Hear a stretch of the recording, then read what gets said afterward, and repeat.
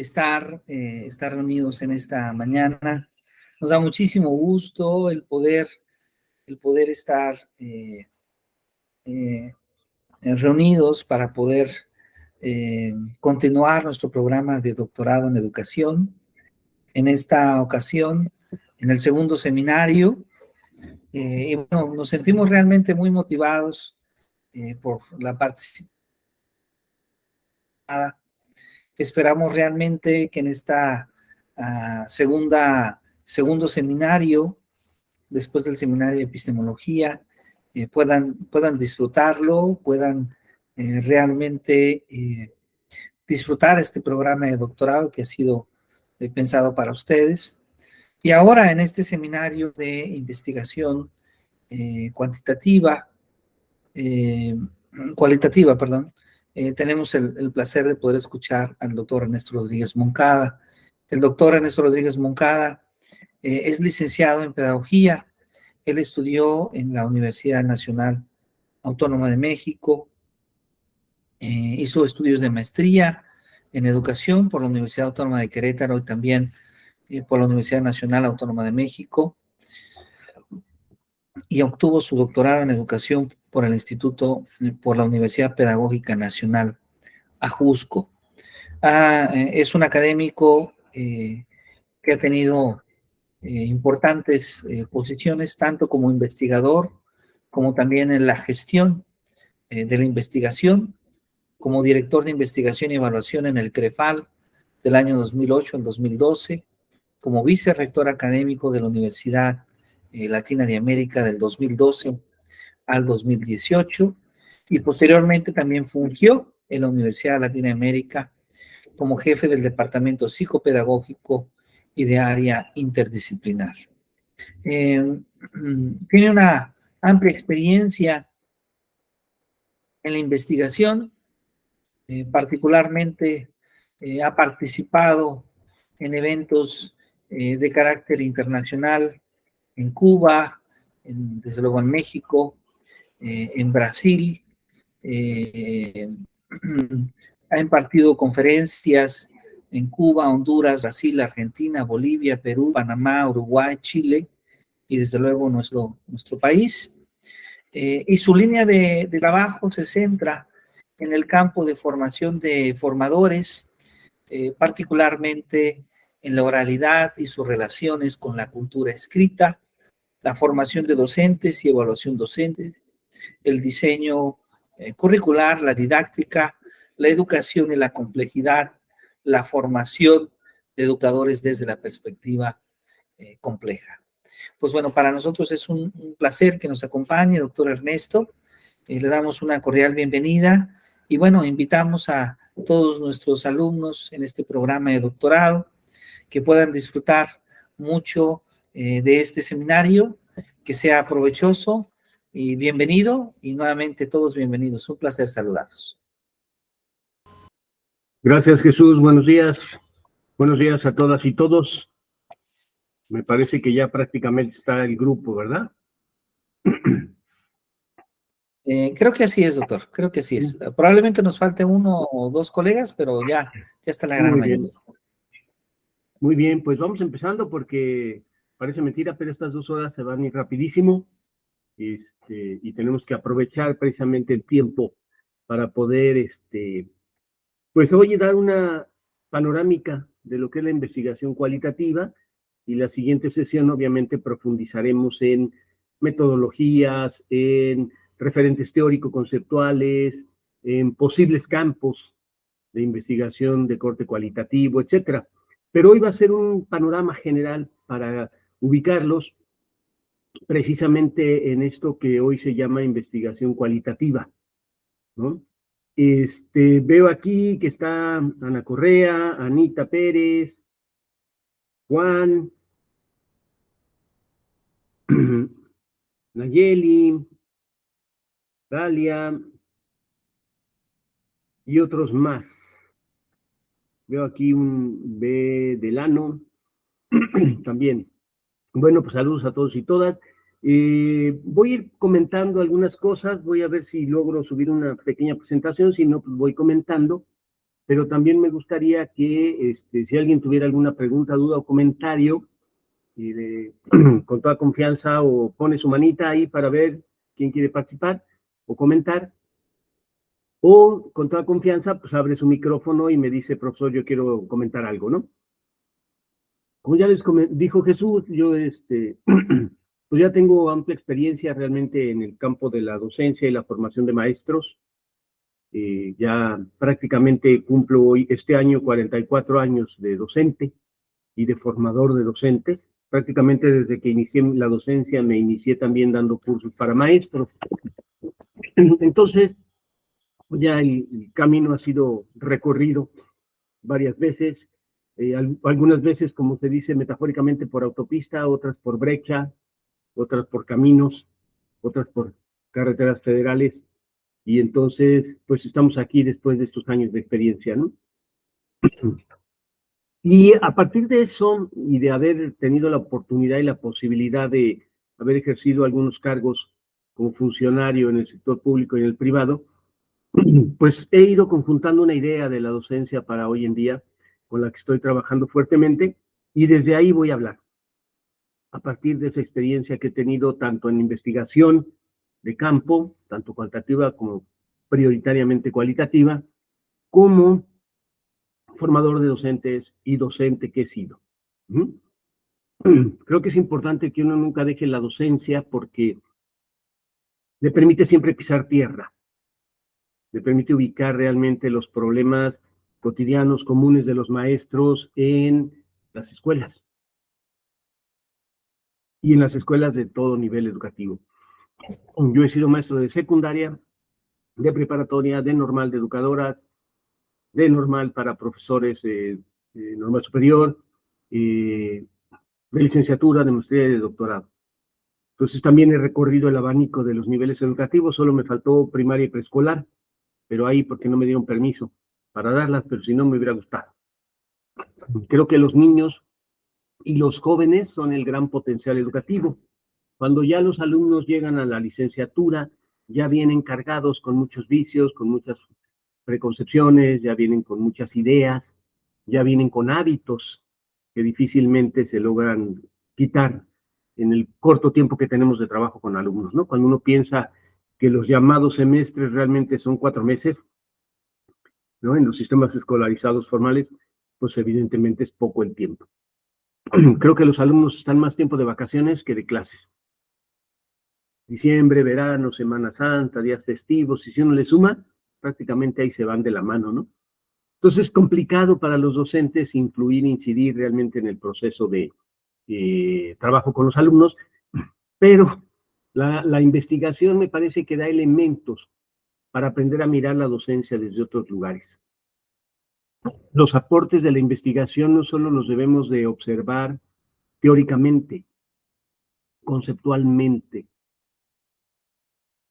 sino también, obviamente, metodológicamente, y ahorita profundizo en ello, pero sobre todo como resultado de las experiencias que otros compañeros o compañeras han tenido en el trabajo con jóvenes y niños jóvenes, adultos, ¿no? Y esas experiencias vale la pena revisarlas, conocerlas, porque las podemos contrastar con las nuestras y podemos mirar más allá de lo que la investigación nos puede aportar. Ahora bien, la riqueza teórico-conceptual de una investigación también es importante porque nos hace conocer autores que a lo mejor no habíamos visto, conocido, tenido la posibilidad o percatarnos de su existencia, de sus teorías. Entonces, cuando vemos una investigación, lo que vemos también detrás es una bibliografía, son referentes teóricos, son conceptos que nos permiten mirar la realidad de otra manera. La teoría y los conceptos que derivan de la investigación son como lentes que nos permiten mirar más ampliamente el espectro de lo real. Es como un caleidoscopio. No solo se trata de hablar diferente, se trata de nombrar la realidad de otra manera para que pueda ser más comprensible. Esa es la finalidad de la investigación y de las teorías y los conceptos. aprender a mirar la realidad desde otros lugares posibles. Y en ese sentido nos amplían la mirada, la explicación, la comprensión de lo real. Entonces, no es lo mismo decir que los alumnos son flojos a decir que se sufre cierto síndrome, ¿no?, ante las circunstancias que se viven, por ejemplo, ¿no? Entonces, los conceptos nos ayudan a comprender eso, a decir, ah, caray, este fenómeno de lo real, ¿cómo lo puedo comprender mejor? Y en términos metodológicos, lo que podemos observar en la investigación es formas de acercarnos a la realidad, formas de aprender a mirarla de otra manera y trabajarla de otra manera. Lo más clásico siempre son las encuestas, ¿no?, que es quizá lo más utilizado en el mundo actual, dado el peso que la estadística ha adquirido en nuestra sociedad, pues prácticamente para todo hay encuestas, ¿no? Pero también se pueden hacer entrevistas a profundidad, grupos de discusión, pero además podemos acercarnos a la realidad y sobre todo hoy con la tecnología a través de las fotografías, de los videos, de los audios, porque la gente se comporta de otra manera estando o no presente el investigador, ¿sí? Y ese es un aspecto fundamental de la investigación cualitativa. Vamos entonces dando ciertos principios de investigación cualitativa. El primero es que en la investigación cualitativa se reconoce conscientemente que el investigador influye e incide en lo que está investigando. Es decir, no existe la objetividad como tal, que es algo que pregona mucho la investigación cuantitativa, tratar de ser objetivos. Bueno, la investigación cualitativa parte del hecho de que el investigador no es totalmente objetivo, que siempre hay una carga de subjetividad, dado que es un ser humano que intenta comprender, explicar la realidad de los otros seres humanos. Si el investigador es profesor, por ejemplo, y le interesa conocer más acerca de procesos de aprendizaje, evidentemente su experiencia como profesor le hace mirar a otros profesores con el sesgo de esa experiencia y los llena de carga valorativa. Entonces, la investigación cualitativa plantea ese primer principio, el papel del investigador. Sobre ello han trabajado muchos autores y en los últimos años se ha hablado mucho del observador, del papel del observador, y quizá Maturana por ahí tiene un artículo que se llama sobre el papel del observador en la investigación. Ha sido de los que más agudamente ha señalado esto. Y no es extraño que venga de un biólogo la observación, el comentario, porque este principio tiene que ver con lo que en la investigación de las ciencias exactas sucedió con el principio de incertidumbre de Heisenberg, y que dio pie, o es uno de los fundamentos, del pensamiento complejo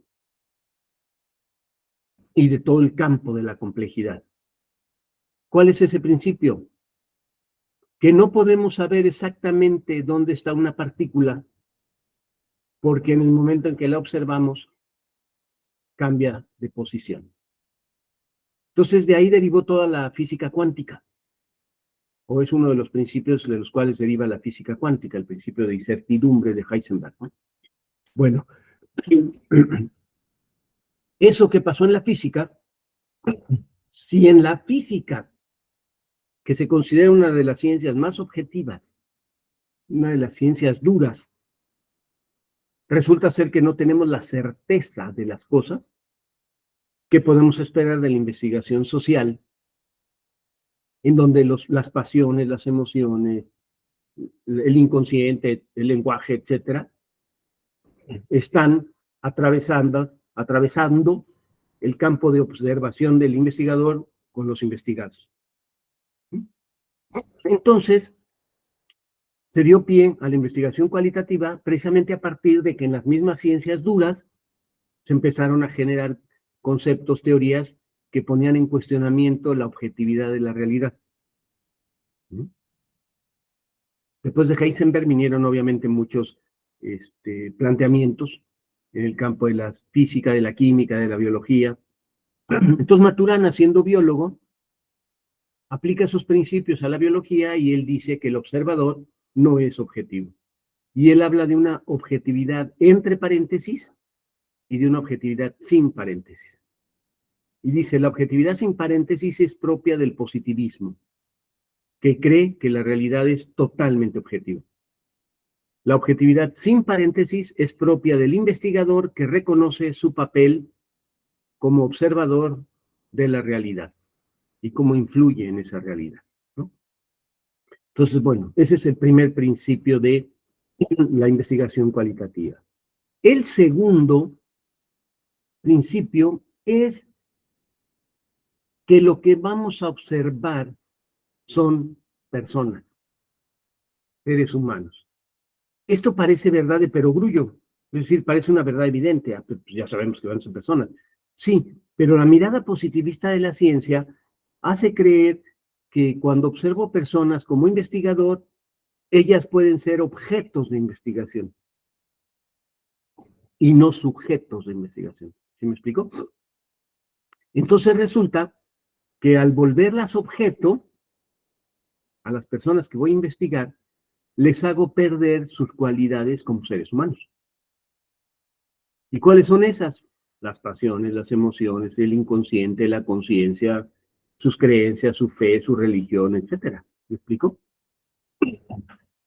Entonces, los investigadores cualitativos lo que plantean es, cuando observo a una persona, debo de reconocer que esa persona es subjetiva, tiene valores, principios, creencias, una religión, etcétera, y por lo tanto sus comportamientos son complejos. Y no basta lo que diga de sí para asumir que esa es la realidad. ¿Por qué? Porque las personas responden en función de su estado de ánimo, del momento en que les preguntamos, de si están enfermos, si no lo están, si acaban de tener un problema, si acaban de cobrar y entonces están felices, o si es fin de quincena y entonces ya no tienen dinero, si pudieron tomarse un cafecito en la mañana antes de la clase o no, o desayunar. ¿Sí? Todo eso hace la reacción, la actitud de las personas. Por eso es tan complicado llevar a cabo una investigación cualitativa, ¿no? Piensen ahorita, viene el proceso electoral y han aparecido encuestas y van a seguir apareciendo encuestas de opinión sobre por quién va a votar la gente. Aquí no vamos a preguntar eso porque estamos en beta electoral ahorita, ¿no? Pero piensen ustedes, o sea, las encuestas, pues si me llaman hoy, que oí una noticia en donde siento que el gobierno es lo peor, y me llaman, pues voy a decir, no, no voy a votar por él. Pero a lo mejor tengo la beca del bienestar o tengo la beca del adulto mayor y entonces acabo de cobrar y como me dieron un montón de dinero hoy y me llaman y me preguntan, ¿usted por quién va a votar? Pues voy a decir, pues claro que por el gobierno. Evidentemente, hay muchos factores en la vida cotidiana que nos hacen responder, reaccionar de determinada manera ante lo que nos preguntan. Uno de los campos donde esto es muy palpable es en los índices de lectura de los mexicanos. La mayoría de la gente deriva de esas encuestas que los mexicanos no leemos o leemos muy poco. Algunas encuestas hablan de que leemos solo 4 libros al año. Pero entonces uno sale a la calle y ve, por lo menos aquí en Morelia, los que son de Morelia lo saben, lo conocen, cada esquina un puesto de periódicos vendiendo libros y revistas y periódicos. Y lleno de libros, revistas y periódicos. Libros tanto originales como piratas o clonados. Va uno a las fotocopiadoras y ve a los jóvenes, a las personas fotocopiando libros o fotocopiando materiales que tienen que estudiar. vamos a los tianguis y encontramos puestos de libros usados. Siguen las editoriales editando y editando y editando los clásicos. ¿Sí? Recién hace un mes aparecieron 2 colecciones, una de Planeta, que son las que más difunden así masivamente, y otra de una editorial que no reconozco, no ubico, sobre los clásicos de la literatura, Goethe, Virginia Woolf, etcétera, etcétera, ¿no? Bueno, ¿cómo es posible que haya tantos y tantos puestos donde se venden libros y digamos que los mexicanos no leemos? Otro referente, si ustedes han tenido la oportunidad de ir a la Feria Internacional del Libro de Minería en la Ciudad de México, que va a ser ahora próximamente, ¿no? Ahora en marzo, o a la Feria Internacional del Libro de Guadalajara, que es en noviembre, ustedes verán las miles y miles de personas que están comprando libros. Para niños, para jóvenes, para adultos, talleres de lectura, talleres de escritura, conferencias, presentaciones de libros, todo un mundo de cultura escrita, lectora. Entonces, ¿cómo saber realmente cuánta gente lee en México si tenemos datos tan disímiles? Bueno, algunos investigadores, Miguel Hernández, por ejemplo, es uno de ellos, analizaron la encuesta que se aplica para la determinación de los índices de lectura en México y en los países, y se dio cuenta que las preguntas siempre tienen un sesgo. Cuando pensamos libro,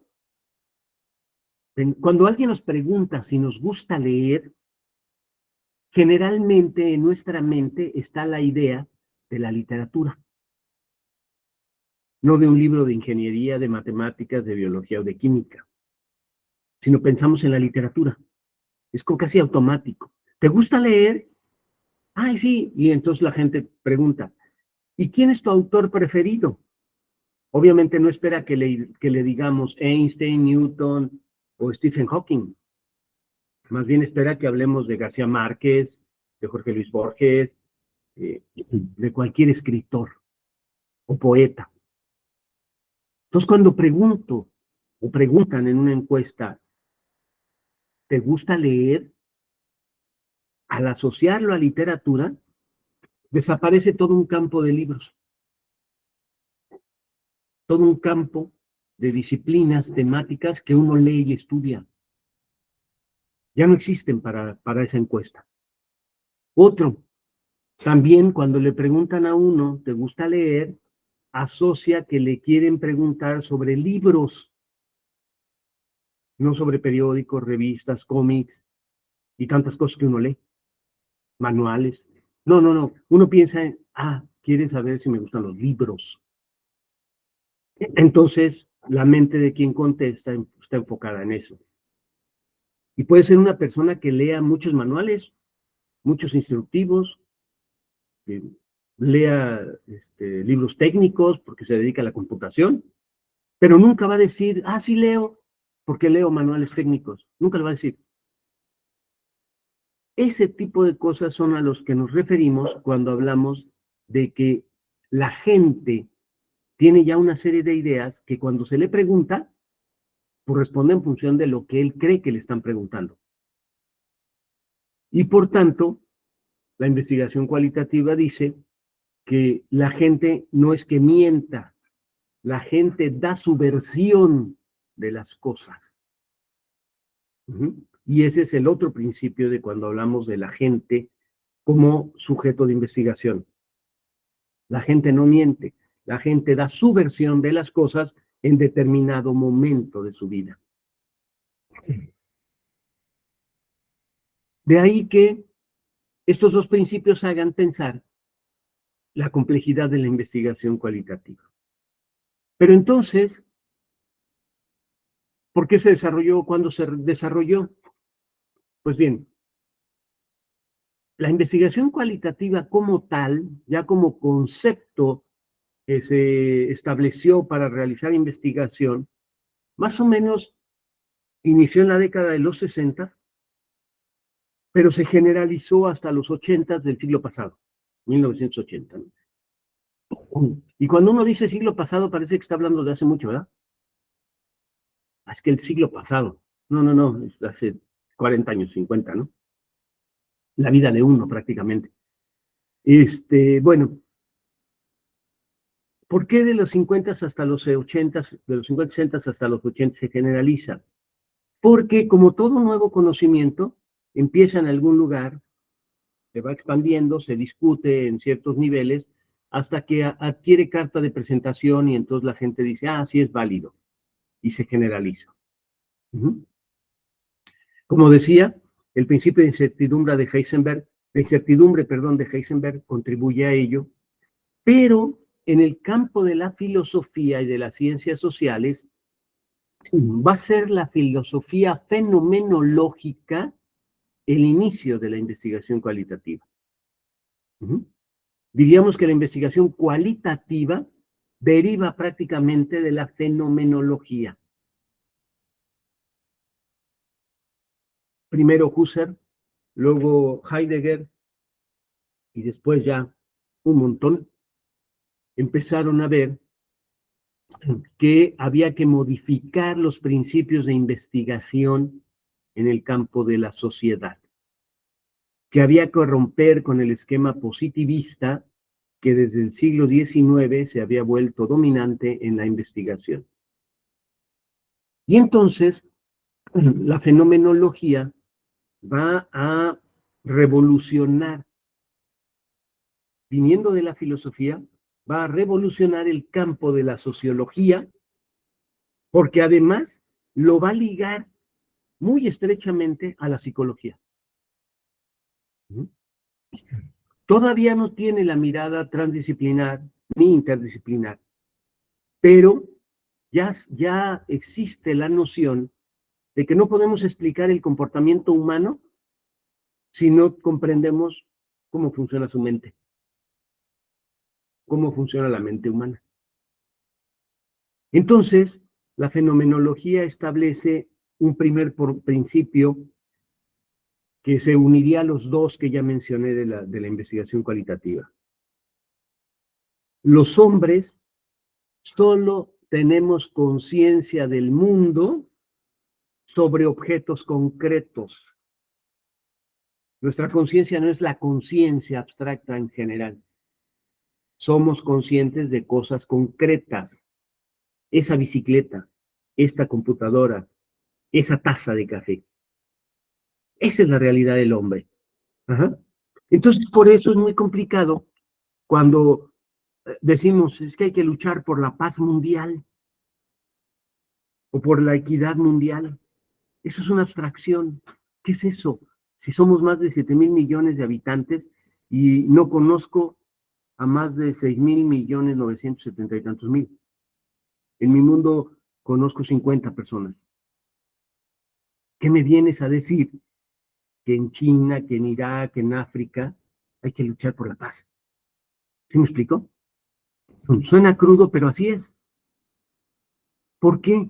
Porque mi conciencia es conciencia de algo concreto. A mí háblame de la paz cuando a mi familia, a mis hermanos, a mis amigos, a mis vecinos les pase algo.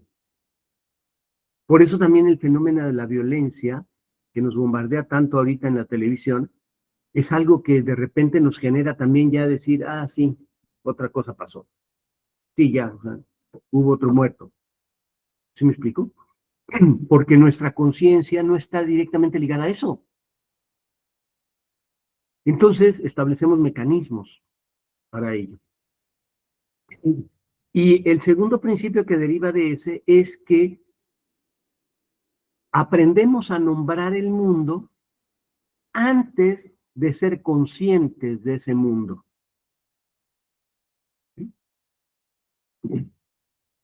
Piensen, los niños nacen y hasta los 6, 7 años vamos adquiriendo un poco de conciencia de la realidad. Y hasta que somos adultos adquirimos una conciencia mayor. Pero en todo ese tiempo hemos aprendido a nombrar el mundo. De tal manera que la conciencia que tenemos de las cosas concretas está sesgada, está atravesada por las palabras con las que he nombrado esa realidad concreta. ¿Sí? No sé si soy claro en esto.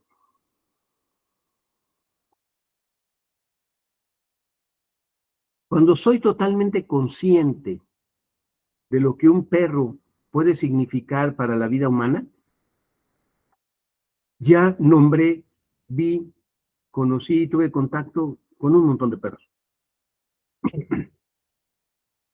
Pero lo primero que hice fue decir guaguá, guaguá, y mi madre decía perro, es perro. Los tuve, los cargué, no sé, de cachorros. Pero hasta que no tuve cierta edad dije, los perros son mamíferos que pueden llegar a morder, que pueden tener rabia, que pueden ser animales de compañía, que todo eso que hace conciencia de un animal concreto, ¿sí? Perdón, ando un poco mal de la garganta. Y eso es para todo el mundo. Desde pequeños nos enseñan a nombrar las cosas de las que no somos conscientes. O sea, ¿en qué momento de la vida fuimos conscientes de que la leche era un alimento básico para los mamíferos? Algunos yo creo que ni siquiera todavía hoy nos hemos sido totalmente conscientes de ello. ¿En qué momento fuimos conscientes de que la leche materna es la mejor leche para la infancia? Generalmente ni siquiera lo pensamos a lo largo de toda la vida, a pesar de que tomamos leche materna. Sobre todo los de mi generación y más para atrás, ¿no? ¿Sí me explico? Comemos muchas cosas de las cuales no somos conscientes, simplemente las comemos.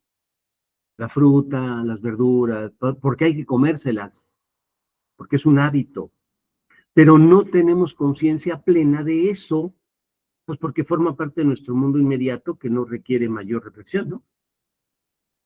Imagínense si como seres humanos nos la pasáramos reflexionando sobre todo lo que hacemos. Pues nunca acabaríamos. O hacemos las cosas o reflexionamos sobre las cosas. Entonces la fenomenología dice, como así sucede, nuestro mundo está lleno de experiencias, de cosas nombradas, pero no de todas ellas tenemos conciencia. Y cuando tenemos conciencia de eso, pero de manera concreta. ¿Esta taza para qué sirve?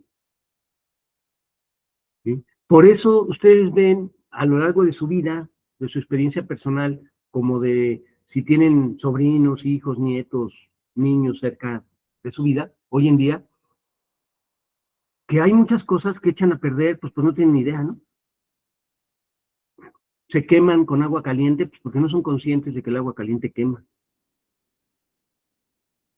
Luego les explota un cohete en la mano, porque no son conscientes de que les cohete un objeto que puede ser peligroso si no se manipula adecuadamente. Y así, a lo largo de la vida, nos pasan múltiples accidentes, múltiples situaciones, porque no somos conscientes de lo que eso implica. Incluso de adultos.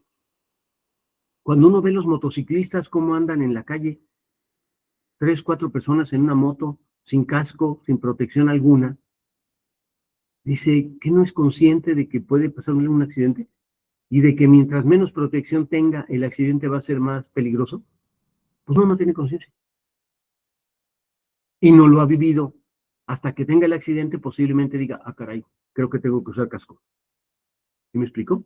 A todo eso me refiero con esta idea de la conciencia y la conciencia de algo concreto.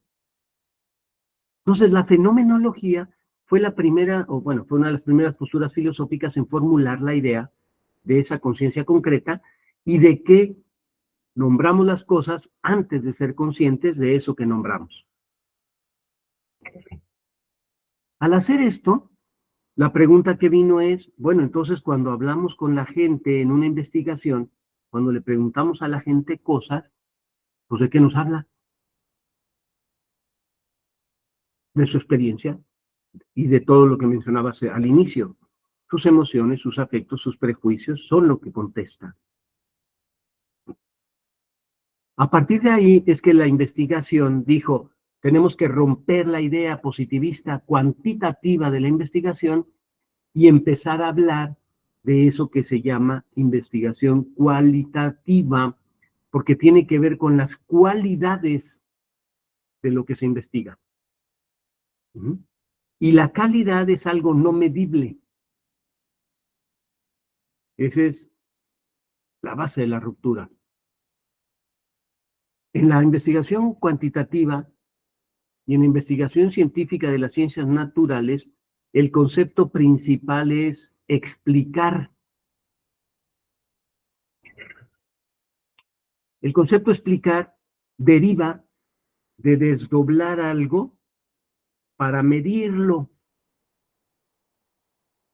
¿Sí? Es como desplegarlo. Entonces, está ligado a la idea de lo cuantitativo porque lo cuantitativo se centra en lo que es medible. Yo despliego una tela y la puedo medir. Despliego la realidad, la puedo medir. Pero la calidad de eso, no. La calidad la puedo percibir, pero no medir. Es decir, yo puedo de una tela misma tocarla y decir esta tela es fina. Decir esta tela de valer más cara. Y después ya poder decir, es que tiene tanto de algodón, tanto de poliéster, tanto de nylon, ¿no?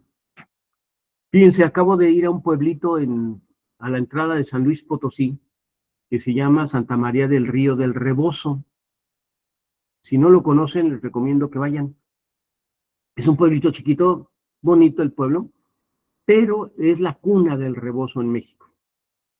O por lo menos ellos presumen ser la cuna del rebozo en México. Entonces tienen un museo del rebozo y muchas tiendas donde venden rebozos. Había rebozos de 25,000 pesos, de 30,000 pesos, de 40,000 pesos. Y rebozos de 200, de 1,000, de 1,500. ¿No? El promedio era 8,000, 10,000 pesos. Obviamente, en el museo pues, no se podía tocar, pero uno veía los diseños y la tela y se daba cuenta que era una tela fina. Cuando ya vas a la tienda y quieres comprar algo, dices, pues, ¿cuál será la diferencia entre uno de 200, 500, 1,000, 2,000, 30,000 pesos? Sientes la tela. Todos los rebozos de seda tenían un anillo y nos explicaron que es porque solo la seda, la tela de seda, es tan fina que puede ser capaz de pasarse por un anillo. ¿Sí? O sea, se puede comprimir de tal manera que se puede pasar por el anillo. Ninguna otra tela se puede eso, se atora. Eso es lo cualitativo. Aquello que percibes, pero no puedes medir. ¿Cómo medir el diseño de un artesano y decir vale tanto? Hay que ponerle un precio, obviamente, ¿no? Horas trabajadas, cantidad de material utilizado, fineza del material, etcétera. Pero en realidad, el valor real de eso, pues es inexpresable. O sea, había unos diseños increíbles, únicos. El único rebozo en el mundo que tenía ese diseño. ¿Cuánto vale eso? ¿Me explico? Implica creatividad, arte, en fin. Bueno, eso es lo cualitativo. Entonces, la investigación de las ciencias naturales, la investigación cuantitativa, su concepto central es la explicación. La investigación cualitativa en las ciencias sociales, su concepto principal es la comprensión. Se trata de comprender el mundo, no de explicarlo, sino de comprenderlo. ¿Qué quiere decir explicar? Ya decía, medir, y a partir de medir, establecer causa-efecto, causa-efecto, causa-efecto. La comprensión no supone causa-efecto, sino simplemente que convergen muchos factores para que suceda un fenómeno. Pongo otro ejemplo, una revolución. ¿Por qué hay una revolución? Es que las causas son económicas, las causas son políticas. No, son un conjunto de factores que hacen que en determinado momento un pueblo decida levantarse en armas y hacer una revolución. Porque podemos encontrar varios de esos factores en muchos lugares donde no hay revolución. ¿Me explico? Entonces, comprender implica conjunción de factores que hacen que algo suceda en la vida. Entonces, la investigación cualitativa plantea precisamente eso, que como no puedo medir la realidad, como no es objetiva, lo que puedo hacer es comprender y tratar de exponer por qué creo yo que se presenta cierto fenómeno. Esa es la idea de la investigación cualitativa. Y surgió, decía, de la fenomenología. De ahí ya en adelante, muchos sociólogos empezaron a trabajar la idea de la comprensión. Uno de los más conocidos es Max Weber, ¿sí?, que habla mucho de la comprensión. Él desarrolla mucho el concepto de la comprensión para explicar o tratar de explicar fenómenos sociales, ¿no? Y ya de ahí derivaron, después de la fenomenología, la hermenéutica, y ahorita hablaremos de ella, la etnometodología, el interaccionismo simbólico, la etnografía misma, la antropología, en varias de sus corrientes, ¿no? Derivaron precisamente de esa visión que la fenomenología había abierto. Aquí me detengo tantito para escucharles preguntas, comentarios, dudas, porque hasta ahorita creo que he dado información pues un poco densa, me parece, que a lo mejor requiere aclaraciones, ¿no? Entonces, ¿quién quiere levantar la mano? Ya veo aquí sus nombres, pero me gustaría que me lo dijeran cuando participaran. Sí, adelante, Mónica. A ver, déjame pongo los lentes porque ya eso ya no veo. Sí, Mónica. Sí, doctor. Sí, buenos días. Y Buenos bueno, días, Mónica. me gusta mucho que la ampliación de lo que me dice, porque es muy cierto sobre la situación cuando uno tiene la forma de interpretar el mundo. Inclusive como docentes a la hora de planear, muchos docentes no se creen capaces de hacer una planeación por la falta de seguridad. ¿Y qué implica la falta de seguridad? Que si no va avalado por tal autor, y a veces esos autores no son así como contemporáneos. Hay muchos autores que dejaron situación de la ciencia. Piaget, su aportación fue por qué quería saber el conocimiento del mundo. Y de ahí nació la educación infantil.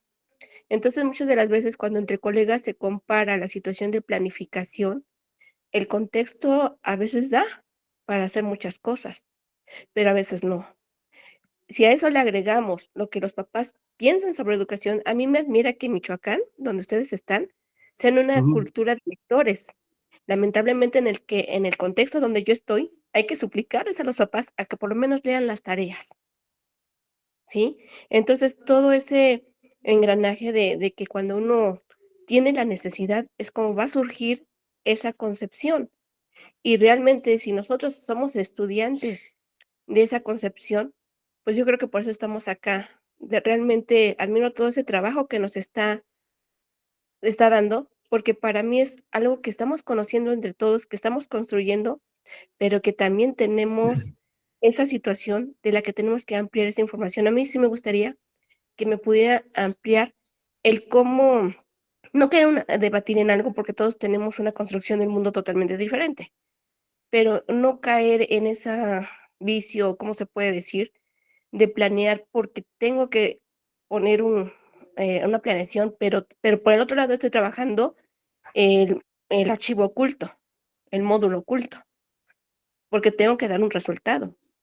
Y si van mis niños, o sea, por ejemplo, el código rojo, porque yo lo que estoy saliendo me está funcionando, pero tú me estás diciendo que debo de actuar con esta situación, algo que manifiesta este biólogo que usted dice, es que tenemos que saber que la escuela es la tumba de los mejores cerebros, porque él lo manifiesta que nosotros, el ser humano, es capaz de todo, pero tiene que tener un buen guía.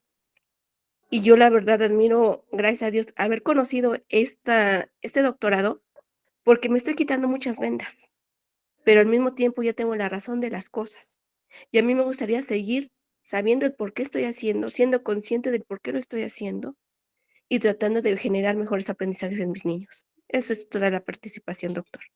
Sí, Mónica, una pregunta, ¿de dónde eres tú? Bueno, originariamente soy del estado de Jalisco, pero me Ajá. casé aquí en Tlaxcala y aquí tiene la casa de usted. ¿En dónde? Sí. En Bueno, yo Tlaxcala. soy de Jalisco, pero en Ajá. Tlaxcala, a Ah, media hora de Tlaxcala. Monterrey. Ajá. Sí, conozco Tlaxcala. Porque sé que Tlaxcala sí existe. Ujú. Pues Sí, sí, sí. aquí me tocó compartir la vida con mi compañero y Ajá. pues es el que me ha dicho, prepárate, no para otra cosa, sino para saber cómo puedes dejar mejores seres humanos, porque ahorita nosotros nos vamos, pero los que nos quedan de relevos no tienen Ujú. esa cultura de estudiar.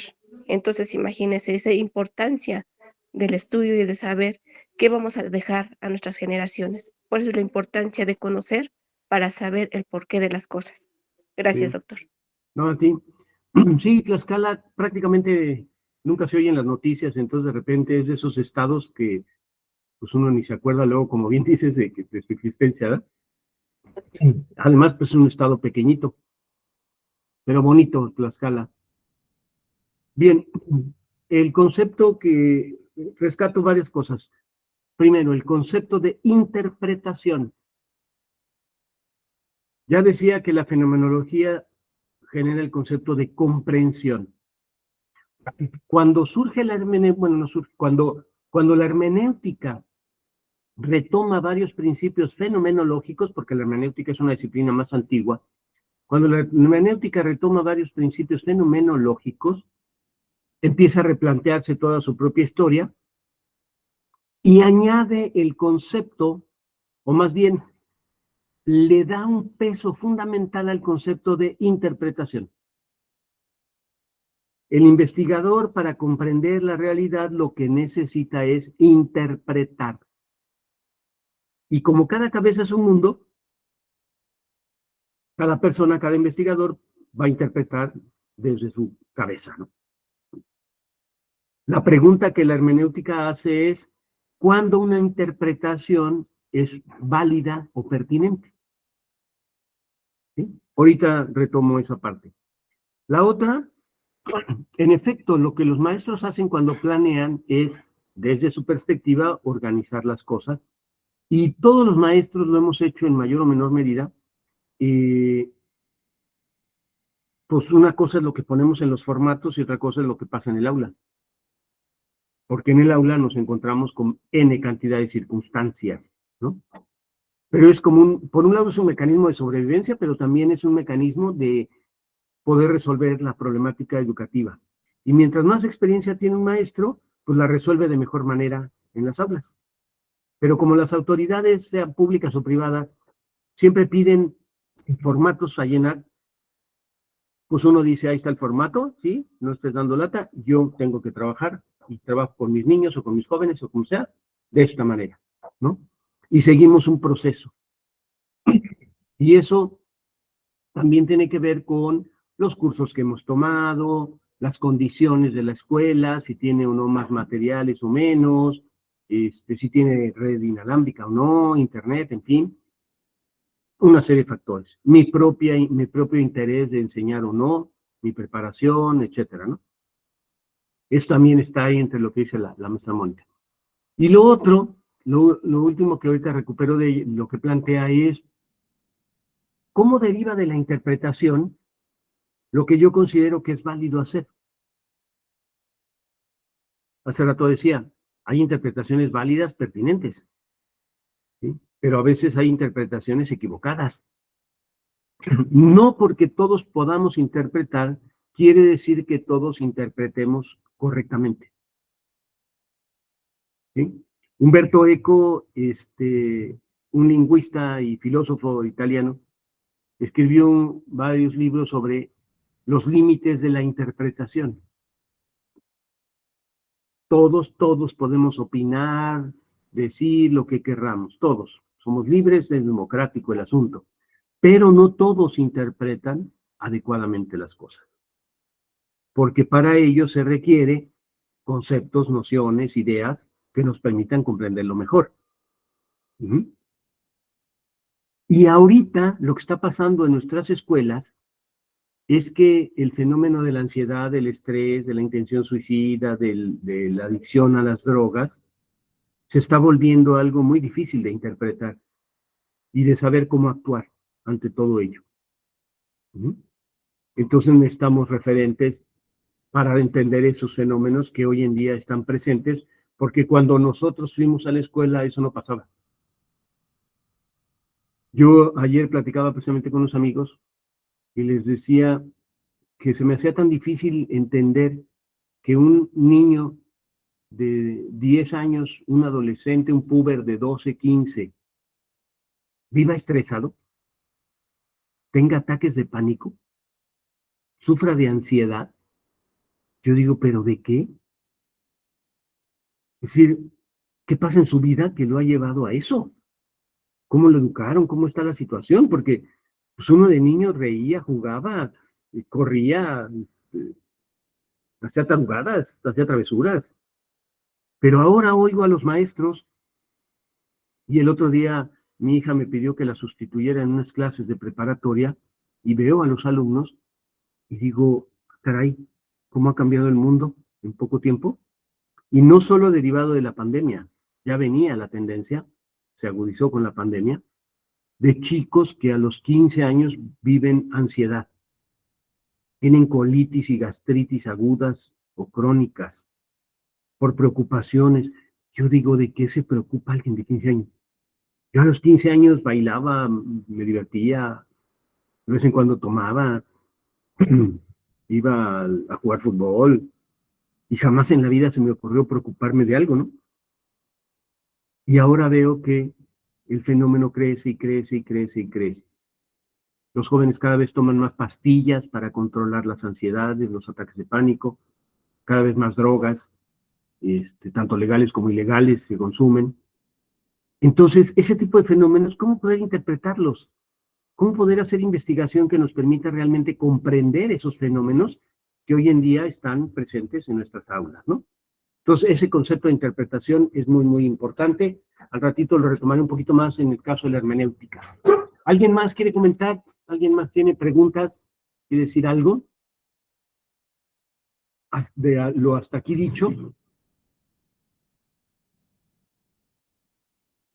¿No? Bueno, está ahí, sí, adelante, ay, Pati. Bueno, sí, doctor. Disculpe. Sí, justamente mire que no, probablemente Sí. decimos del mundo se solucionará esa duda que le queda. Como bien mencionó, o sea,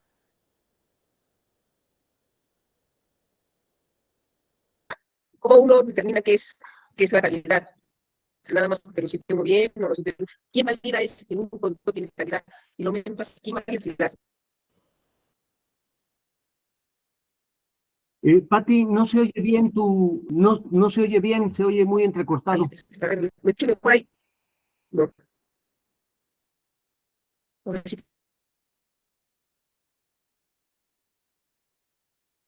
ya no tiene la internet desconectada.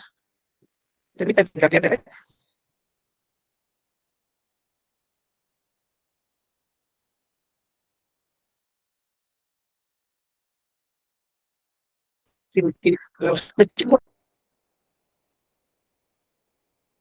Salud, Dalia.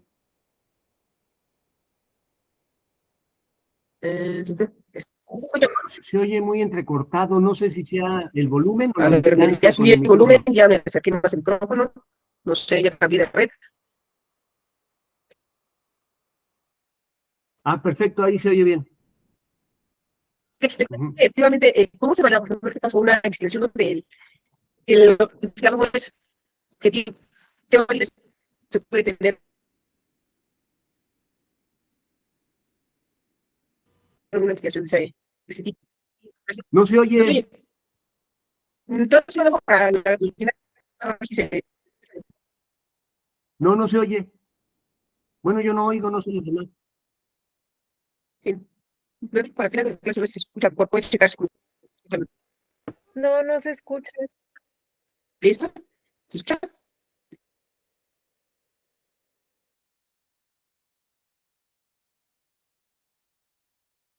No,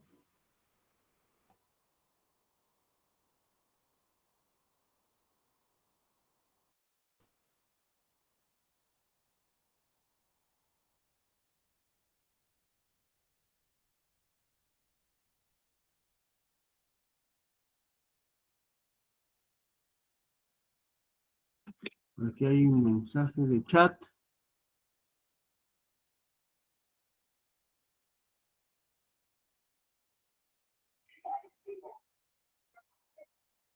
Está bien, Pati, al final de la clase, entonces, o si quieres, escríbelo en el chat. Si quieres, Pati, escríbelo en el chat, porque ha de ser una cuestión de interferencia de internet. Y Juan, ¿querías decir algo?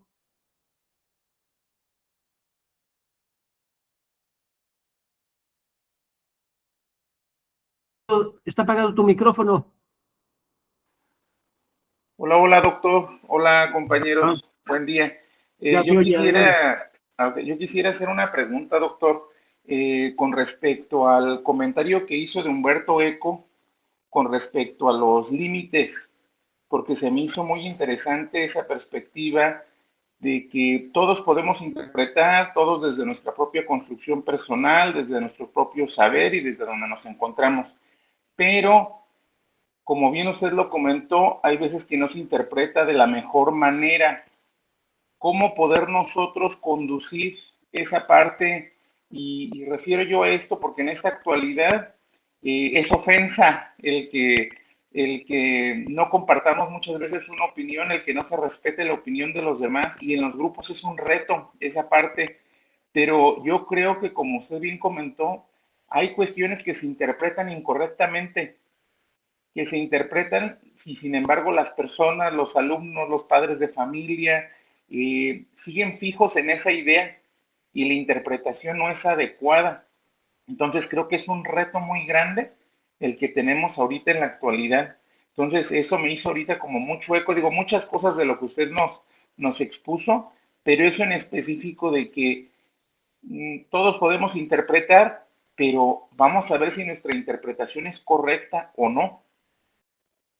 Gracias, doctor. No, a ti, Juan, y muy, como te dijera, un cuestionamiento muy interesante por varios factores. Primero pongo algunos ejemplos de esas malas interpretaciones, ¿no? Voy con uno muy simple, el fútbol. Todo el mundo, a los que nos gusta el fútbol, creemos que el entrenador debió de haber hecho esto, hecho aquello, metido a tal jugador, ¿no? Pero evidentemente la mayoría no sabemos de fútbol lo suficientemente para poder dar esas opiniones, ¿sí? Algunos ni siquiera hemos jugado fútbol a nivel amateur o profesional como para decir, ¿no? Poca gente conoce el deporte, sus reglas, el reglamento, las estrategias, etcétera. ¿Qué se necesita para tener una mejor interpretación? Conocer eso.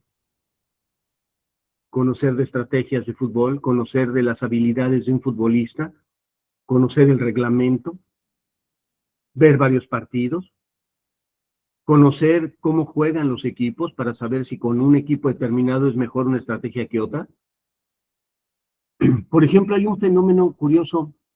México le ha podido ganar a Brasil a nivel mundial en la medalla, en algunos partidos de confederaciones finales, le ha ganado a Brasil varias veces.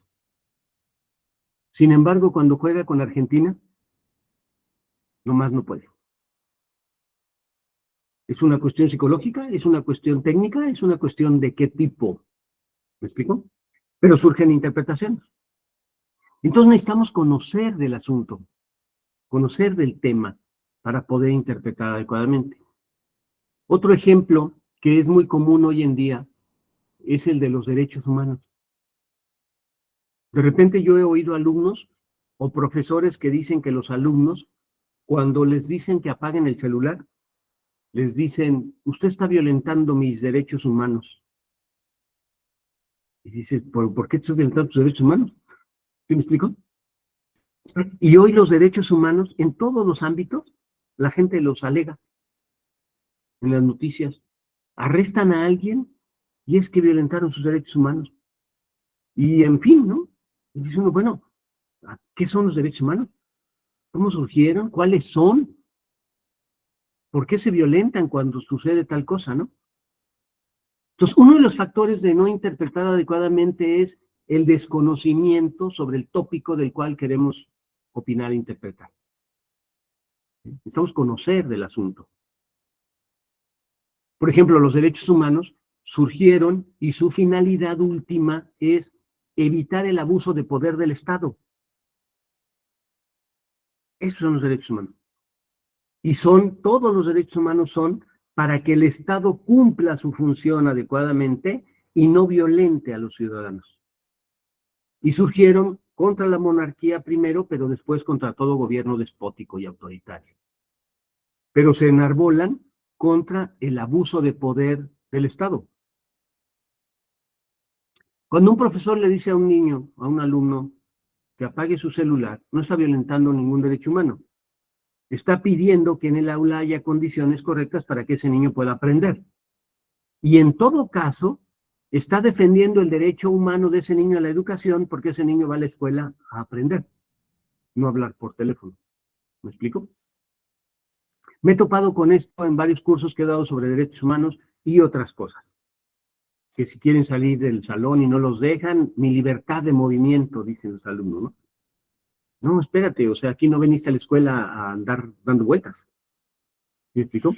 Pero hay una incomprensión del concepto de derechos humanos, del concepto de libertad, del concepto de responsabilidad, que hace que la gente interprete como quiera y luego quiera alegar cosas. ¿Me explico? Entonces, la interpretación supone, decía, o la interpretación adecuada o correcta supone conocer del tema. 2, utilizar las palabras correctas para querer decir lo que queremos decir. Yo recuerdo que el presidente que siempre había un vocero, ¿no? Que era el vocero de Fox, que casi siempre salía a aclarar lo que el presidente había querido decir, que llegó a ser motivo hasta de burla, porque muchas veces, porque decía algo el presidente y al ratito salía el vocero a decir lo que realmente el presidente quiso decir. Es decir, yo interpreto, pero al interpretar lo que hago es estructurar un discurso para luego dar mi interpretación. ¿Realmente eso que dije es lo que estoy interpretando? ¿O lo estoy diciendo también sin las palabras correctas, sin los conceptos correctos? Por ejemplo, los alumnos, la mayoría de la gente siempre habla, es que yo tengo derecho de, pero la gente no usa la palabra, yo soy responsable de, o yo tengo la obligación de. Todo derecho va siempre ligado a una responsabilidad o a una obligación. Siempre. Es un principio jurídico. Entonces, cuando la gente solo habla de derechos, quiere decir que está interpretando inadecuadamente algo y lo está expresando de manera inadecuada. Sí, tú tienes derechos, pero también obligaciones y responsabilidades. Y para que los derechos tengan valor, validez, pues necesitas también demostrar que cumples tus obligaciones y responsabilidades. Pagas tus impuestos. Cuando vas manejando, respetas el semáforo en rojo. Cedes el paso al peatón. Das la manutención de tus hijos si estás separado o divorciado. Esas son responsabilidades. Claro, tienes derecho a ver a tus hijos, pues sí, pero los estás manteniendo. ¿Sí me explico? Entonces, tenemos que usar un lenguaje adecuado para referir a aquello que queremos realmente expresar, porque es una interpretación y también se va a interpretar lo que digamos, ¿no? Estos son los dos elementos básicos para una adecuada interpretación. Obviamente, suponen la historia de los conceptos, de las nociones, de las ideas. Todo fenómeno tiene una historia, ¿no? Por lo menos una historia a corto plazo. la historia de la pareja, por ejemplo, ¿no? La historia de la familia, la historia del país. Entonces, la interpretación supone ello. Este Eco, decía, tiene un libro, el libro donde más desarrolla esto es uno que se llama Interpretación y Sobreinterpretación. Ahora, detallo otra cosa. Humberto Eco era semiólogo, estudiante de los lingüista, estudiante de los signos. El concepto de interpretación tiene una raíz, decía hace rato, más hermenéutica. Es decir, directamente asociado a toda una corriente filosófica desde la antigüedad. La palabra hermenéutica, hay debate sobre ello, pero la mayoría acepta la idea, viene de Hermes Trismegisto, el dios que interpretaba la voz de los dioses y daba mensajes, llevaba mensajes, ¿no? Interpretaba el oráculo y daba un mensaje. Entonces, Hermes interpretaba lo que decían los dioses e iba y lo decía.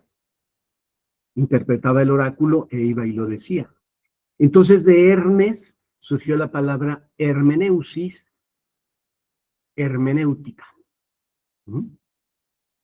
La ciencia social moderna retoma el concepto contemporáneo de hermenéutica, pero no olvida, no deja de lado el hecho de que deriva de una visión mítica de un dios, Hermes Trismegisto, que era quien leía e interpretaba las voces de los dioses para poderlas decir a los hombres o a otros dioses. Entonces de ahí arranca esta idea de la hermenéutica, ¿no? Entonces la interpretación, evidentemente, si se fijan, implica también la posibilidad de diálogo entre el que dice las cosas y el que las escucha y viceversa. ¿Sí? Pongo un ejemplo. Cuando uno discute con alguien, sea la pareja o sea otra persona, ahorita en política es bien común, uno se da cuenta que ni siquiera se escuchan, porque cada uno ya tiene en su cabeza lo que va a debatir, decir, etcétera, ¿no? Entonces, aparentemente estoy oyendo, pero yo ya sé lo que voy a responder. ¿Sí? Es de razón a razón, de logos a logos. Entonces, no hay posibilidad de interpretación. Ya ni siquiera interpretación correcta, sino ni siquiera de interpretar, porque ni siquiera escucho, por el enojo, por la pasión, por la ideología política. Entonces, por ejemplo, ahorita que en el país sucede el fenómeno de los que odian a AMLO y los que lo quieren. Parece que no hay puntos medios, ¿no? Si hablas con alguien que odia a AMLO, ya, todo está mal, ¿no? Si hablas con alguien que lo ama, todo está bien. Entonces uno dice, pues no, o sea, hay cosas acertadas, hay cosas inacertadas. Ha hecho bien unas cosas, ha hecho malas, como todo gobernante o todo presidente de un país. ¿Me explico? Pero no hay posibilidad de escucha, ni posibilidad de interpretación, porque la gente se cierra ante los otros.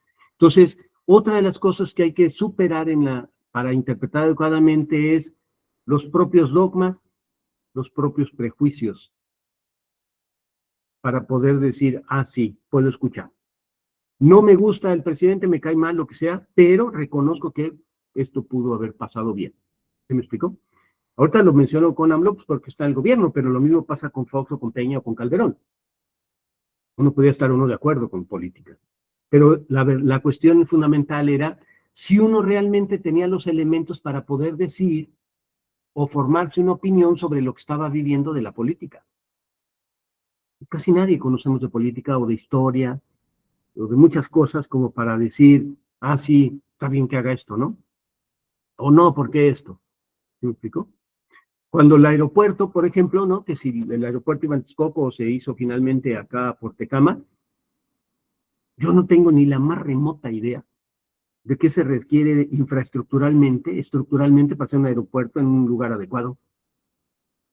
Si el terreno, conozco el área porque viví allá en México y conocí Texcoco y conocí Tecámac. De hecho, viví muy cerca de donde es el aeropuerto hoy en día. Pero si alguien me decía, ¿tú estás a favor o en contra? Yo decía, no tengo ni la más remota idea.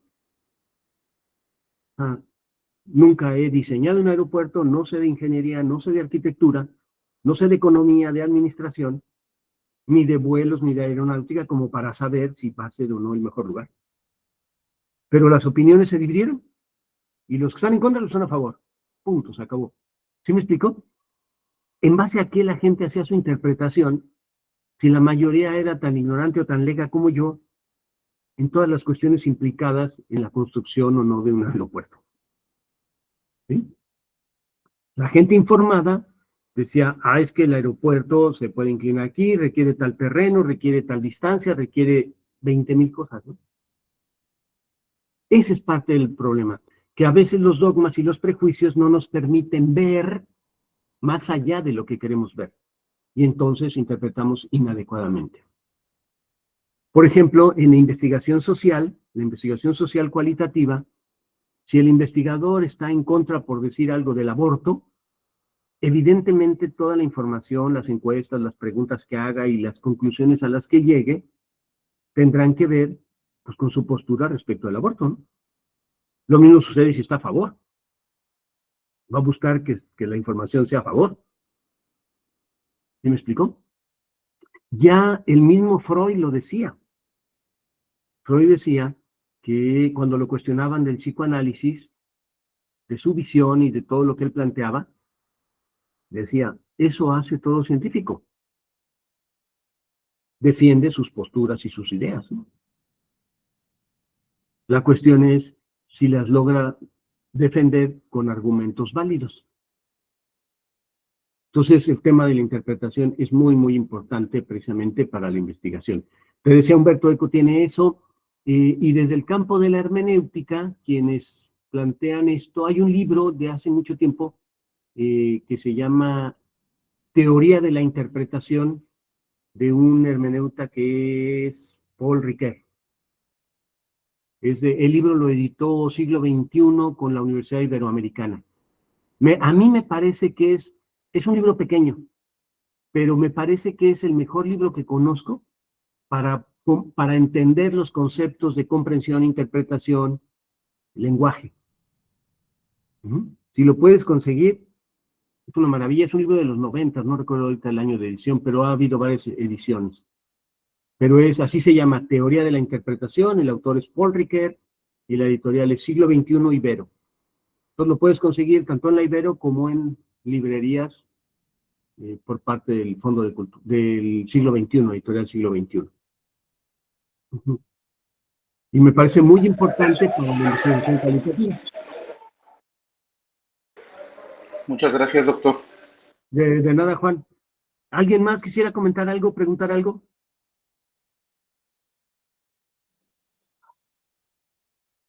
Sí, adelante, Andrés. Sí, maestro, buenas tardes. Buenos días, perdón.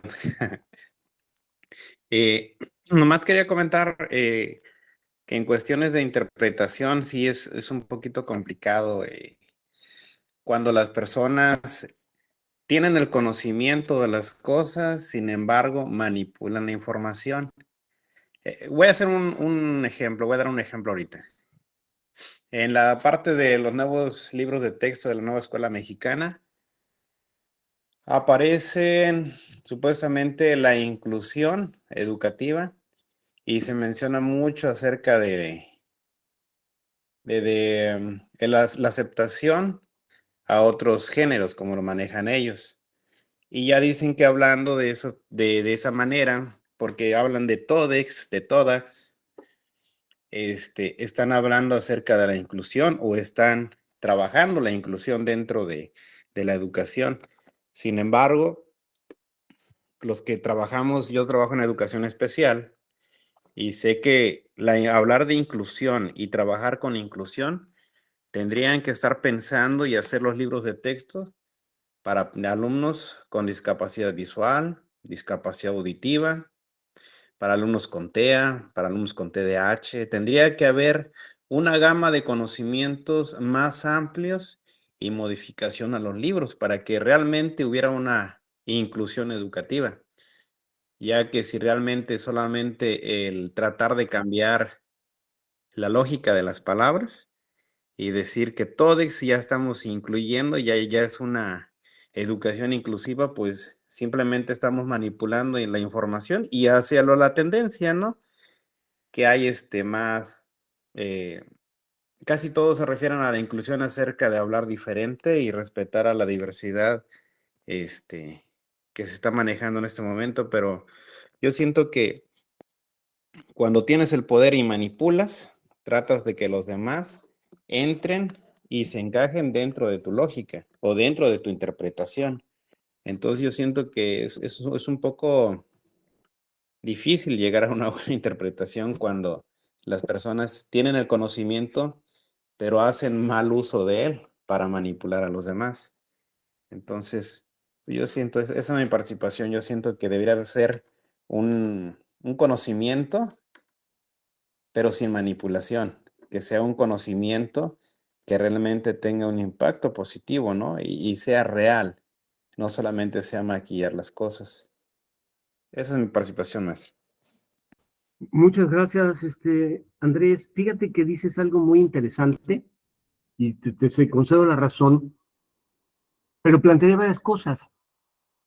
¿Qué tanto realmente la información manipulada es conocimiento? ¿Qué tanto la información parcial es conocimiento? Porque en efecto, y ahorita paso a otros puntos, lo que dices precisamente del uso del todes, por ejemplo, ¿no? Que es ya muy común, prácticamente hasta parece obligatorio para todos, ¿no? Resulta ser que solo refiere a una parte de la diversidad humana, la de género, no a toda la diversidad humana, ¿no? Entonces, parcializas o sesgas algo. Tienes toda la razón en eso. Y en ese sentido, pues hay una manipulación. Pero yo digo, es una manipulación por falta de conocimiento más amplio o una manipulación deliberada porque conociendo las cosas quieres dar una idea nada más. Y ahí interviene un factor que afecta precisamente tanto el conocimiento como la interpretación, la ideología.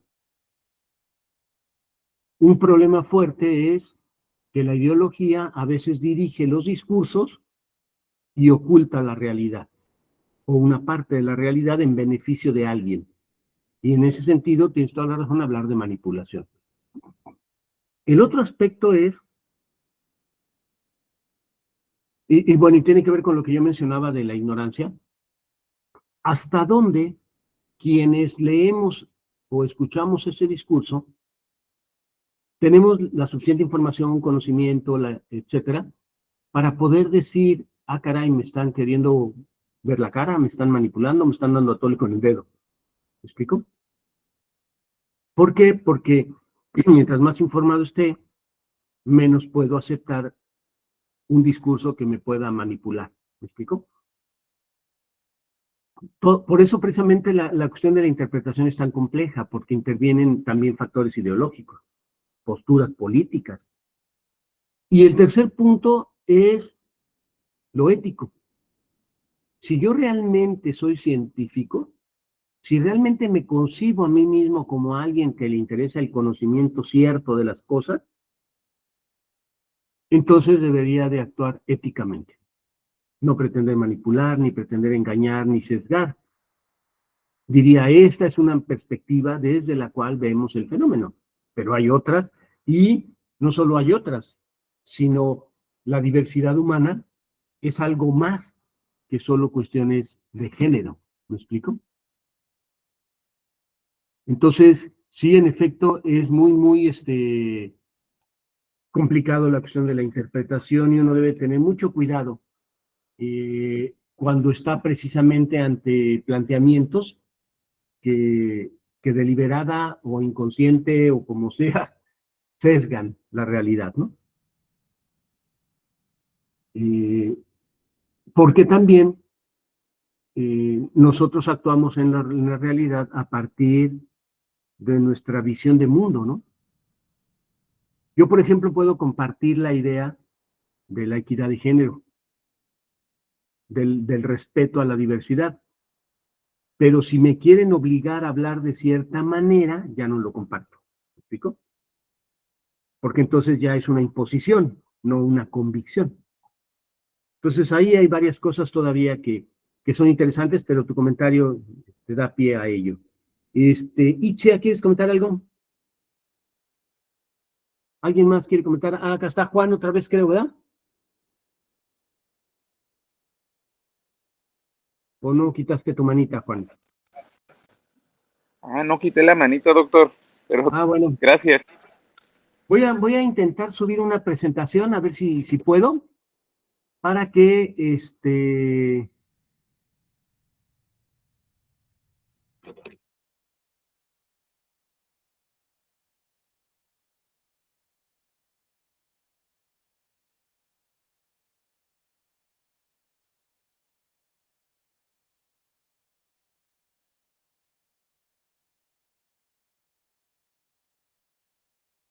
¿sí la ven?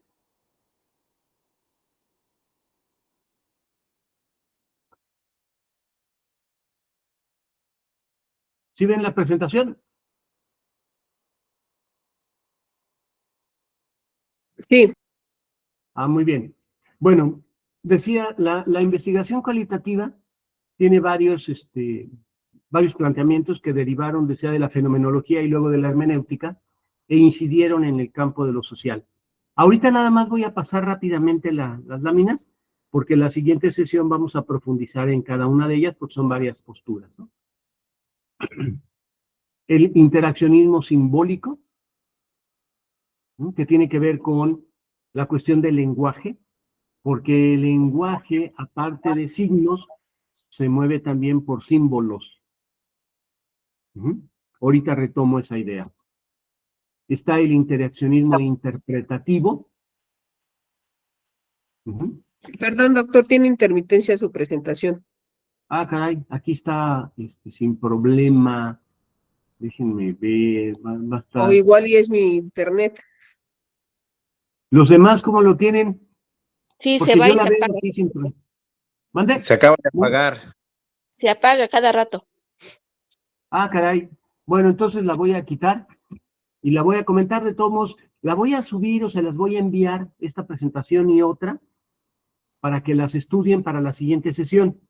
Entonces voy a quitar esta presentación ahorita para que no haya problema, ¿no?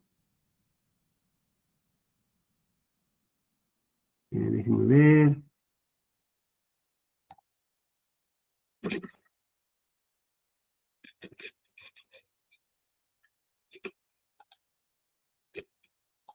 Les decía, está el interaccionismo simbólico, está el interaccionismo interpretativo, está la etnografía. Ahorita comento, digo, y además se las voy a enviar para que las lean y la siguiente sesión las comentamos. Está la hermenéutica,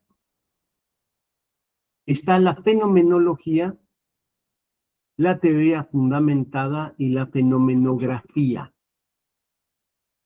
Son esas las distintas posturas, por lo menos, que encontramos sobre investigación cualitativa. Me voy a centrar en los aspectos fundamentales que coinciden o en las que coinciden todas. Ya hablamos de la comprensión. Toda investigación cualitativa le interesa la comprensión de las cosas. 2, hace una interpretación de la información, la cual debe de ser pertinente, adecuada, fundamentada, éticamente asumida también. 3, reconoce el papel fundamental del lenguaje para la comprensión y la interpretación, reconociendo que el lenguaje no solo son signos, sino también símbolos. El lenguaje, por su naturaleza, es simbólico. Tiene signos, evidentemente, porque tiene una parte semiótica, pero su interpretación, su sentido es simbólico. ¿Cuál es la diferencia? El signo es un objeto cuya interpretación solo puede ser una.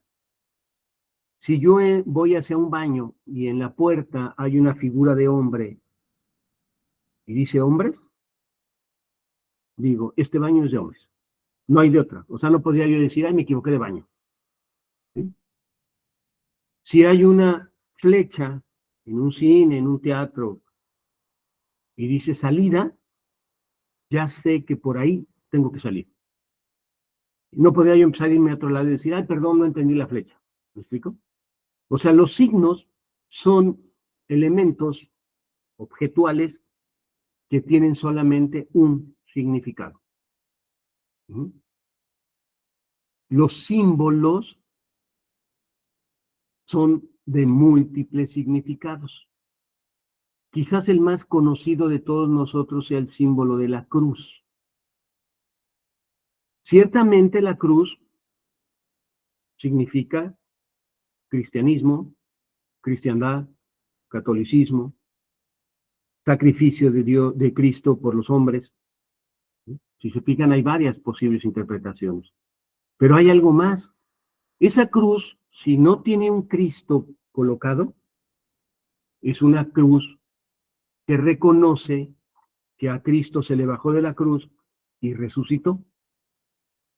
Si la cruz tiene a Cristo colocado, no le interesa si lo bajaron de la cruz y si después resucitó. Lo que le interesa en el significado es el sufrimiento de Cristo. Entonces, las cruces católicas, sobre todo las católicas del siglo barroco y parte del XVIII, prácticamente tienen todas a Cristo ahí. El protestantismo, incluso a veces hasta evita la cruz, pero algunas corrientes de repente tienen cruces, pero sin Cristo ahí. Y algunas iglesias católicas ya también tienen cruces sin Cristo porque les interesa el concepto de la resurrección. ¿Me explico? Entonces, la cruz es un símbolo. Cruce de caminos, encuentro, sacrificio de Cristo, señal de bondad ante la maldad. Y podemos rastrear y sacar y decir, ¿no? Muchas cosas de la cruz. Bueno, cuando nosotros hablamos en la cotidianidad, utilizamos mucho las metáforas, las llamadas figuras del lenguaje, para comparar una cosa con otra, para establecer semejanzas, porque necesitamos referentes de interpretación. Vuelvo a lo de la ignorancia que mencionaba hace rato de interpretaciones incorrectas. A veces la ignorancia no es una ignorancia, como dijéramos, consciente o deliberada, sino simple y sencillamente yo no conozco el contexto de algo pues, porque nunca he estado ahí y entonces mi interpretación es incorrecta. Por ejemplo, hace rato la maestra que mencionaba, Mónica, que hablaba de Tlaxcala, ¿no? Yo conozco Tlaxcala, puedo decir que es bonito, pero vivo en Morelia. Entonces, muchas cosas que puedan suceder allá, no alcanzo a entenderlas porque no tengo los referentes concretos de lo que sucede en Tlaxcala. Entonces, mi interpretación puede ser incorrecta porque no vivo en ese contexto. Y no es porque sea mala onda o quiera engañar. Si me explico simple y sencillamente, pues no me ubico. Pero vivo en Morelia. Y Morelia es una ciudad muy diferente. Las personas actúan diferente, se come de otras cosas, tiene una catedral que la mayoría de la gente está orgullosa de la catedral, tiene un centro histórico bonito, aunque un poco descuidado en términos de calles, etcétera, pero es una ciudad muy visitada por los turistas. Todo eso da un contexto de referencia. Entonces, la interpretación simbólica supone referentes para interpretar. Y son referentes contextuales, sociales, históricos. Sin ellos, es muy difícil que yo pueda decir, ya comprendí el mensaje o lo puedo interpretar. Porque el referente tiene que ver con el lugar donde el discurso fue emitido o desde el cual fue emitido el discurso. ¿Sí? No sé si esta idea es clara, cómo la vean, cómo sientan.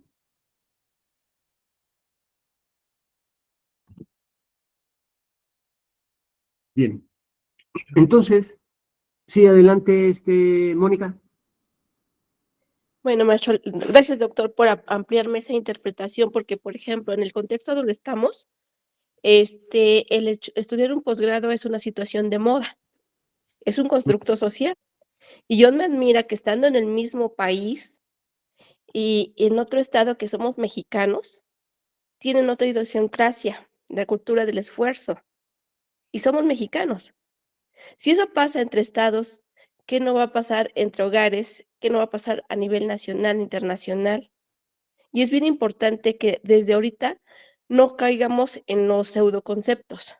Por eso estamos aquí, para que si no pues, tenemos el 100% de la realidad, por lo menos tengamos ese sostenimiento informativo de saber que sí estoy haciendo las cosas porque ya cayó en ese filtro de validez, Ujú. ¿sí? Para poder nosotros evolucionar y evolucionar a los que estamos evolucionando, porque es eso. Aquí lo que dijo también mi compañero es muy cierto, la manipulación. Las personas que estudian viven menos, sí, menos engañadas, menos confundidas, como dice el meme.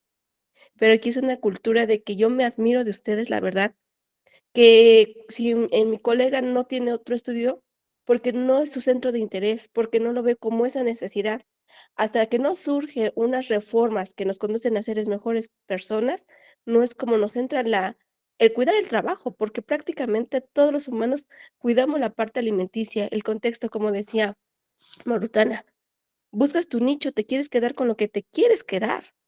El futuro tú lo creas, el futuro no existe, son acontecimientos de lo que vas viviendo, pero que esa vivencia sea lo más real. Y es lo que yo quisiese que mis compañeros tenemos esa necesidad de que a partir de ahorita ya lo que me digas ya tiene un fundamento y ya no tiene que estar así como que tu postura, decir, es que probablemente no. Y estar con esa certeza de que lo que lo dije porque sí estoy sabiendo que esas personas me están construyendo hacia la verdad, porque somos humanos, vemos sensoperspectivos, pero también que eso no esté tan vago de lo que es una validez.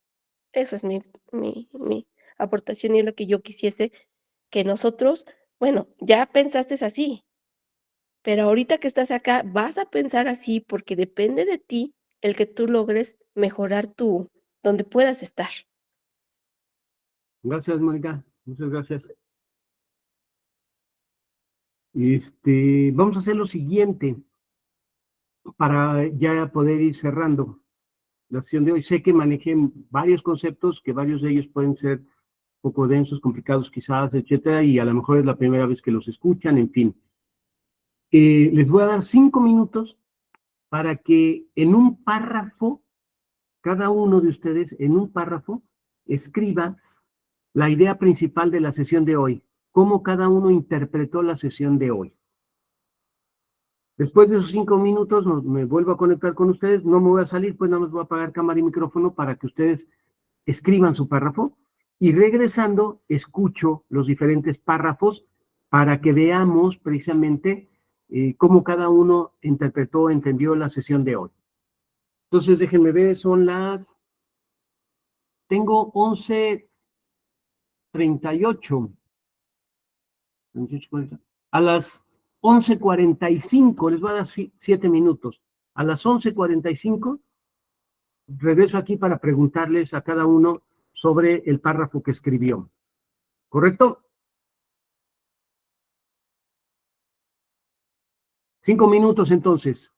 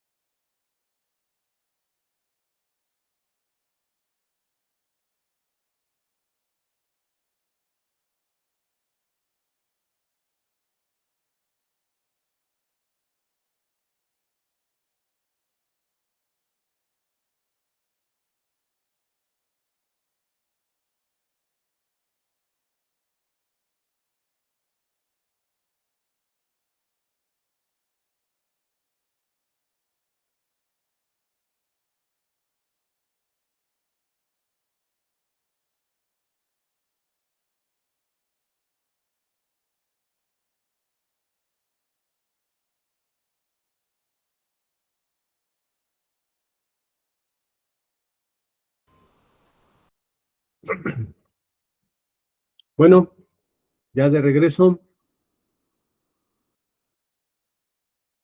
¿Quién es el primero que se anima a compartir lo que escribió?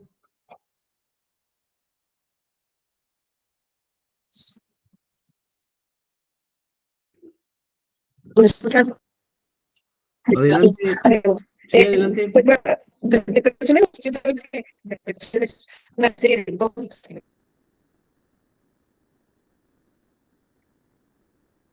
quedan. Como bien mencionó el momento de que asignó las tareas, que son puntos y conceptos que muchos conocemos, y ese es mi caso.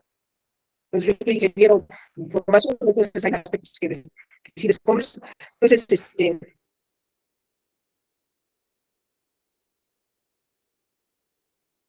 aquí los que nos dijeron es cómo validar una investigación sin objetividad por parte del investigador.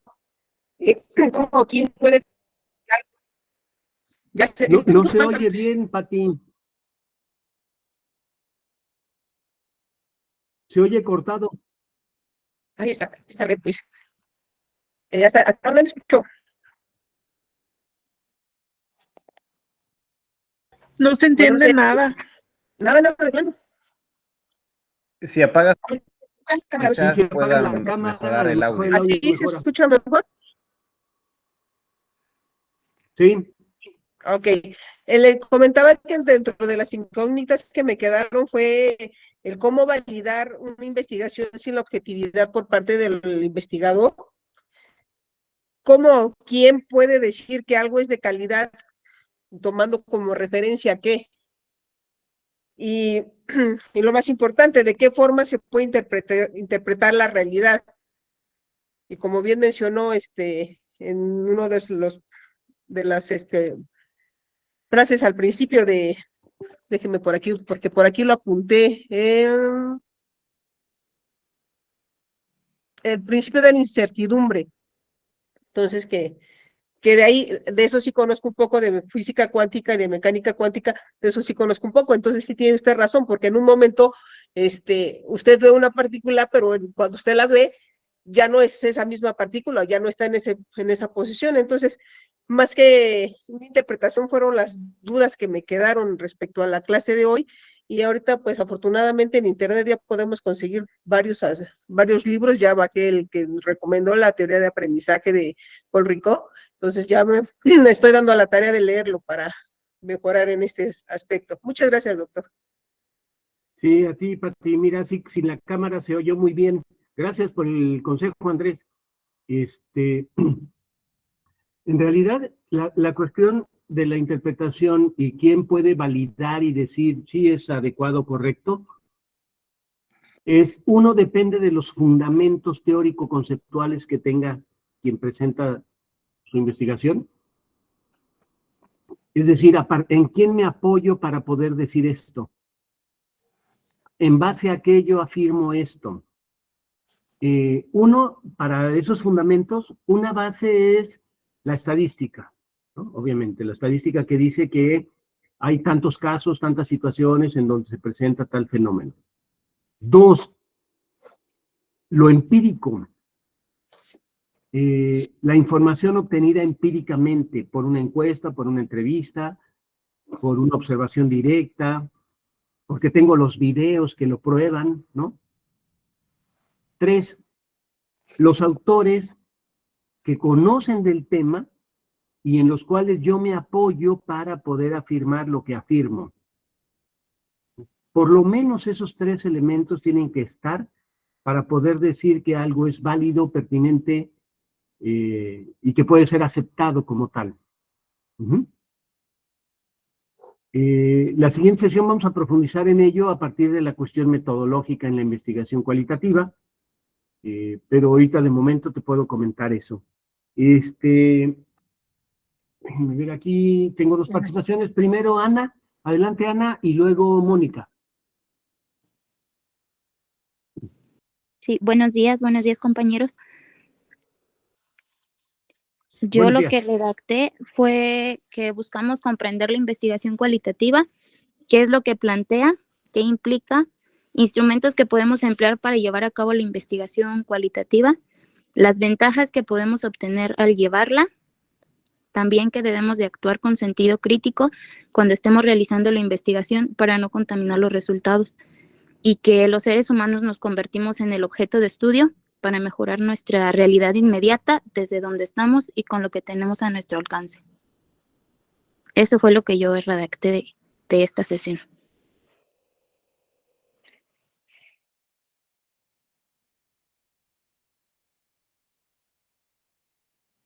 Tiene su micrófono apagado, doctor. Sí, gracias, perdón. Decía, muy bien, Ana, retomo un concepto que yo no expuse, no he comentado, pero que es muy importante, que es el del sentido crítico. De hecho, hay varios planteamientos de la investigación cualitativa que se centran en la idea de lo crítico, la criticidad, el pensamiento crítico, la reflexión crítica, porque el concepto mismo da la idea de que lo que voy a trabajar, analizar, reflexionar, interpretar, lo voy a hacer con elementos suficientemente válidos, por eso la actitud crítica, y que entonces eso les va a dar validez o valor o sentido a lo que exponga, ¿no? Entonces, gracias por tu comentario, Ana. Mónica, adelante. Bueno, doctor, yo no tenía el conocimiento de lo que ustedes ya han abordado de la física cuántica y todo, porque pues en preescolar nada más nos quedamos en lo que es el cómo enseñar y que ese estudio sea constatable.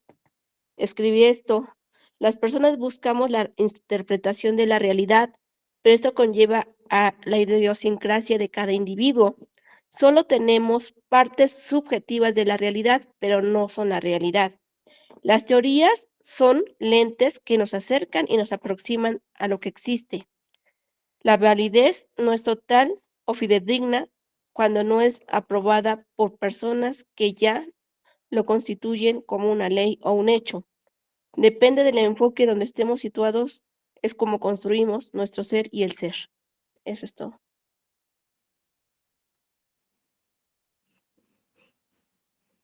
Muy bien, Mónica. La verdad, muy buen comentario.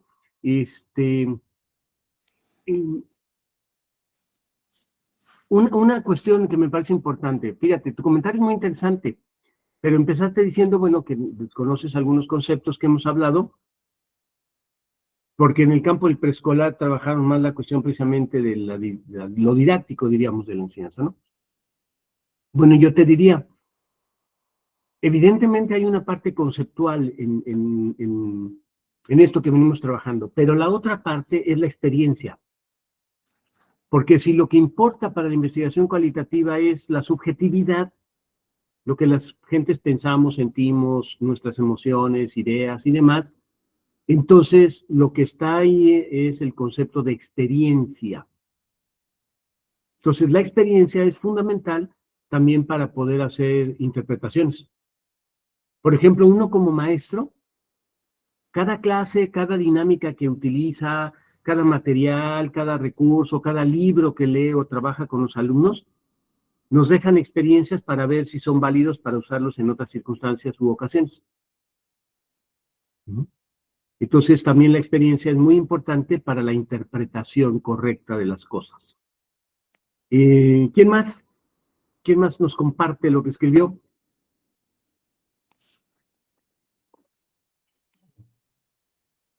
Yo, maestro. Sí, adelante, Andrés. Sí, puse aquí interpretación. Es un proceso cognitivo individual de cualquier situación que se nos presente o al que nos enfrentemos en determinado momento. Recalco, este debe de realizarse de manera personal, tratando de realizar una explicación acorde al conocimiento que tengamos del mismo, tratando de no ser influenciado por nuestros preceptos o conceptos que tengamos. Eso es lo que escribí. Muy bien, qué bueno que enfatizas esto de lo personal, porque decía, la interpretación correcta tiene que ver con fundamentos, pero es algo totalmente personal, en efecto, ¿no? Podemos compartir ideas, podemos compartir conocimientos, experiencias, podemos acordar cosas con otros, pero cada quien emite su propia interpretación. ¿no? Entonces, gracias por ese comentario. Adelante, Anita. Gracias, doctor. Buenos días a todos. Bueno, pues mi aportación Buenos sería días. básicamente el reconocimiento de la importancia de la investigación cualitativa en términos del justamente el del reconocimiento de esta subjetividad, no solo del investigador, sino también de quienes participan como miembros del grupo de estudio, porque todos los fenómenos que se desarrollan en la vida social no son fenómenos neutros, siempre están matizados por la subjetividad de cada uno de los elementos que integran a la comunidad en estudio, y también están matizados por la subjetividad de quien está realizando el estudio. Entonces, en esta connotación del reconocimiento de la subjetividad, estamos introduciéndonos en epistemologías de segundo grado, diría el doctor Castañeda, en términos de que estamos ampliando las posibilidades de comprensión de la realidad. Y esto en el ámbito educativo es fundamental, ¿no? Sí, así es, Ana, así es, precisamente. Es importante precisamente la investigación cualitativa porque aporta otra mirada sobre lo real, pero sobre todo mencionas esto de la epistemología de segundo orden, es decir, si todo conocimiento científico de un momento determinado necesita fundamentación epistemológica, entonces quiere decir que conforme vamos profundizando en ello y dando cada vez más argumentos, vamos, por decirlo así, elevando el nivel de validez de la investigación. Es correcto, es Y correcto. eso nos va llevando precisamente a cada vez mayores fundamentos. ¿Sigues en Lázaro Cárdenas? No, doctor, ya estoy Anita. aquí en Morelia. Estoy aquí en Morelia ya. Ah, mira. Ah, qué bueno, qué bueno. Me da mucho gusto. Bueno, un último comentario. Me pongo los lentes porque no veo ese nombre. B. Andrés. Delano. No, es una B. Una Leno, V. de El Leno. símbolo tiene la mancha levantada. Deleno. Sí, Deleno. V. Deleno. Adelante, Deleno. Un último comentario y cierro. Bien, bueno, mi nombre, ¿verdad? Es Eleno de la Cruz. Ah, es Soy de Deleno, aquí así es tu nombre. Ah, ok. No, es el Gracias. usuario, pero lo voy a cambiar, soy Eleno. Ah, Ajá, ok. Leno. bueno, sí es interesante, ¿verdad?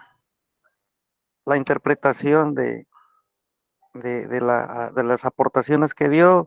Y un punto interesante, ¿verdad? Que vale la pena recalcar, son los principios de Heisenberg en la teoría cuántica, ¿verdad? Y es muy interesante en el sentido de que el principio de la incertidumbre es cuando puede existir o no existir, ¿verdad? Usted enciende un cerillo, bien puede prender o no prender.